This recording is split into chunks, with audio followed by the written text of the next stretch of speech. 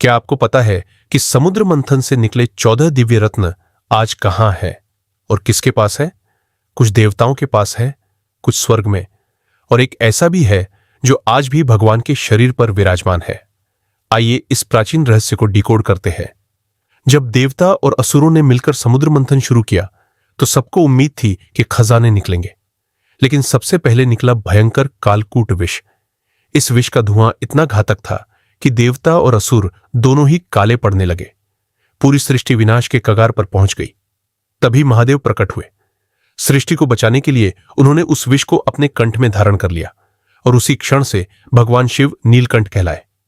कहा जाता है कि वह विष आज भी शिवजी के कंठ में सुरक्षित है। विष के बाद समुद्र से प्रकट हुई कामधेनु। यह कोई साधारण गाय नहीं थी, ये तो ब्रह्मांड की सकारात्मक ऊर्जा का स्रोत थी, जिससे जो भी मांगो वह पल भर में मिल सकता था।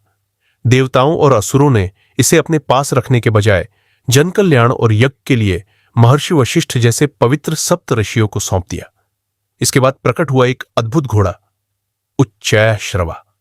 यह घोड़ा बर्फ की तरह सफेद था और इसकी एक या दो नहीं बल्कि पूरे 7 सिर थे।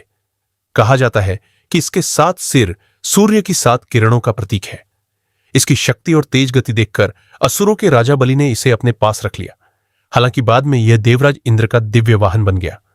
चौथा रत्न था ऐरावत, एक विशालकाय दिव्य हाथी जिसके 4 चमचमाते दांत थे। पुराणों के अनुसार ऐरावत बादलों को खींचकर वर्षा कराने की शक्ति रखता है।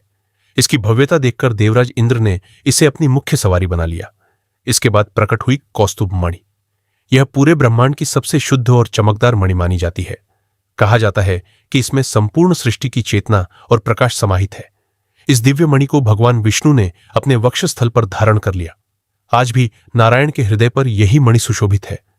छठा रत्न था कल्प वृक्ष, एक ऐसा दिव्य वृक्ष जिसके नीचे खड़े होकर आप जो भी कल्पना करें वह तुरंत सच हो सकती है। देवराज इंद्र इसे स्वर्गलोक ले गए, लेकिन इसका एक गहरा आध्यात्मिक संदेश भी है। हमारा मन ही असली कल्पवृक्ष है।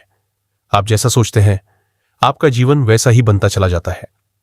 7वां रत्न थी रंभा और अन्य अप्सराएं। समुद्र मंथन से अत्यंत सुंदर और कला में निपुण अप्सराएं प्रकट हुई। ये संगीत, नृत्य और गंधर्व विद्या की प्रतीक मानी गई। इन अप्सराओं ने स्वर्ग में इंद्र के दरबार की शोभा बढ़ाई। लेकिन यह तो सिर्फ शुरुआत थी, क्योंकि अभी बाकी है माता लक्ष्मी का प्रकट होना, मदिरा की देवी वारुणी का निकलना और अमृत के लिए देवताओं और असुरों के बीच होने वाला वह महायुद्ध। अगर आपको इन 7 रत्नों में से सबसे अद्भुत कौन सा लगा तो कमेंट में जरूर बताइए। और समुद्र मंथन के बाकी रहस्यों को जानने के लिए अभी चैनल को सब्सक्राइब कीजिए, क्योंकि पार्ट 2 में असली रहस्य सामने आने वाला है।